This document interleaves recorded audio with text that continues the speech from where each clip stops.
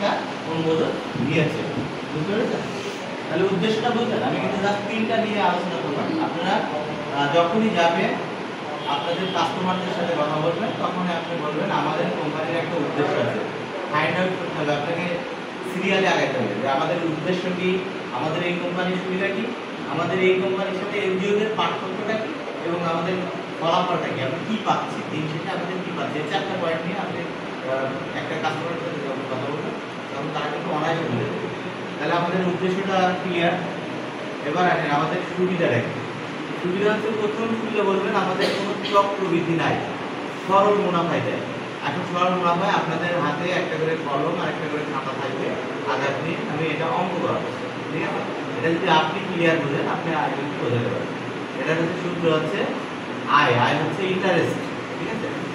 আর P হচ্ছে principal মানে মূলধন, এর হচ্ছে সময়, আর আর হচ্ছে রেট।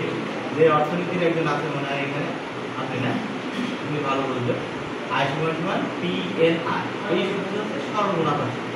আপনাদের চক্রবৃদ্ধির একটা অঙ্ক বরাবর এই সরল মুনাফার সূত্র দিয়ে আপনি অঙ্ক করলে যে কোনো টাকা কয় টাকা ইন্টারেস্ট আছে সহজেই আপনি ক্যালকুলেশন করে, ক্যালকুলেটর থাকবে কোন থাকবে, ক্যালকুলেশন করে বলবেন আপনার এত টাকা দিয়ে আপনার মাসিক এই টাকাটা জমা করবেন। আপনারা প্রশ্ন করতে পারেন, এই জন্য আপনাদের জায়গায় আপনারা সবসময় স্ট্রং থাকবেন।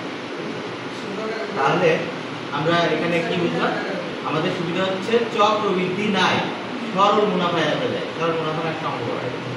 এবার হচ্ছে আমাদের এটা হচ্ছে সিসি লোনের বিকল্প। এখন সিসি লোনটা কি এটা একটু জানতে হবে। সিসি লোনটা হচ্ছে যে আমাদের ব্যাংকগুলো দিয়ে থাকে, ব্যাংকগুলো কি করে, যারা বড় বড় ব্যবসায়ী তাদের জন্য দেয়, আমাদের ছোট ছোট ব্যবসায়ীদের জন্য দেয়। সিসি লোনের সুবিধাটা কি? সিসি লোনের সুবিধা হচ্ছে যে আমার টাকা লাগবে, আমি প্রথম যখনই আমি ব্যাংকে যাব, আমাদের যদি পার্টনারশিপ হয়ে থাকে কোনো কোম্পানির সাথে, তাহলে আমার টাকা লাগবে, আমি আজকে যদি টাকা নিই, আজকে যদি 10 লাখ টাকা নিই, সন্ধ্যায় যদি টাকাটা দিয়ে দিই, তাহলে কিন্তু তার কোনো সুদ হয় না, ইন্টারেস্ট ব্যাংক নেয় না। কিন্তু একদিন পরে গেলে প্রতি 70 হিসেবে ওখানে টাকা নিতে থাকে। এই ধরনের লোন হচ্ছে সিসি লোন। সিসি লোন করার জন্য অনেক কিছু লাগবে, এটা আপনাকে জানতে হবে।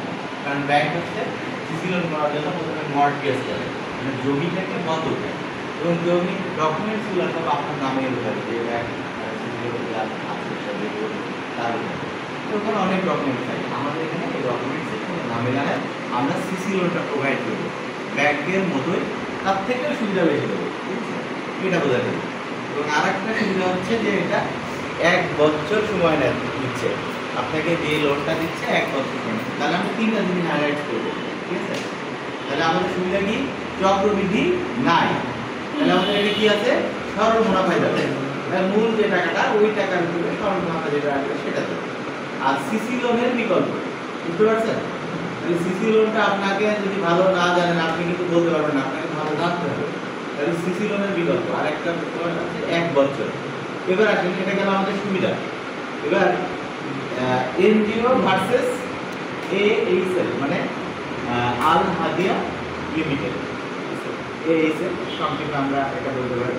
যে এটার সাথে এটা ডিফারেন্ট, মানে আমাদের পার্থক্য, আমাদের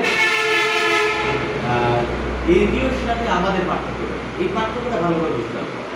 এনজিওতে দেখেন পার্থক্য, মূল পার্থক্য হচ্ছে যে তারা লোন দেওয়ার সময় একটা টাকা দেয়, আমরা সেটা দিচ্ছি, আমরা একটা অ্যাকাউন্ট করাচ্ছি 1000 টাকার বিনিময়ে।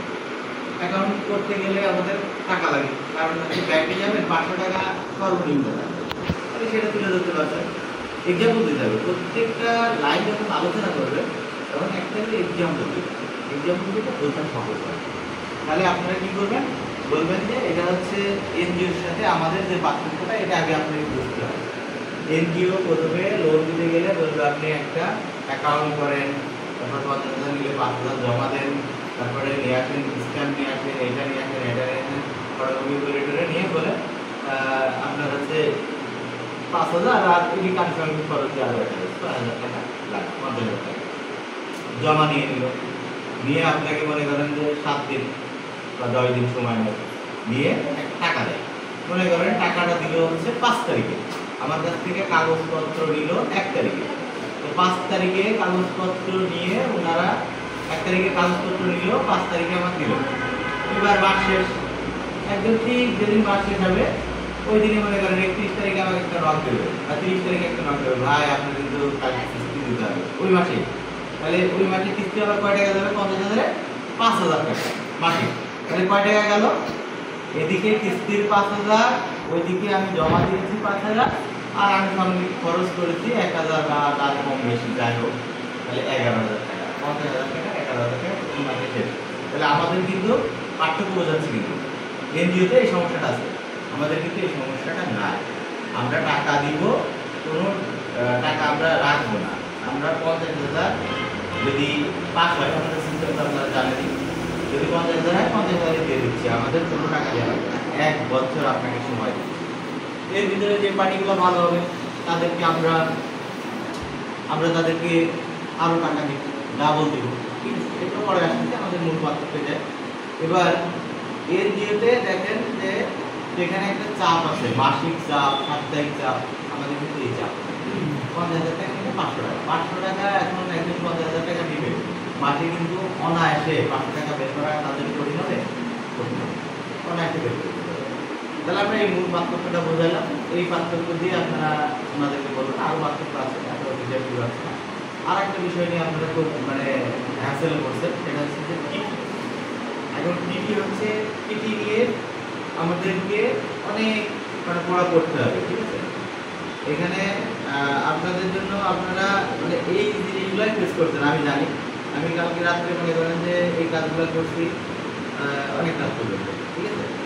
তো এইটা এই 4টা জিনিস আপনারা যদি হাইলাইট করতে পারেন, টিটি সমস্যাটার সমাধান যদি করতে পারেন, তাহলে অনায়াসে আসবে। এখন টিটির ব্যাপারটা বলি, এখানে আমাদের প্রথম যে শর্ত দেওয়া আছে যে পার্টনারশিপ। তো পার্টনারশিপ কোম্পানির সাথে যখনই করব, কোম্পানি আমাকে ডাবল দেবে কখন? যখন আমি অর্ধেক পরিমাণ টাকাটা নিই। আমি মনে করেন যে বড় কোম্পানি বাংলাদেশের আরএফএল কোম্পানি, প্রাণ কোম্পানির সাথে একটা চুক্তিবদ্ধ হইলাম যে আপনার সাথে আমি বিজনেস করব।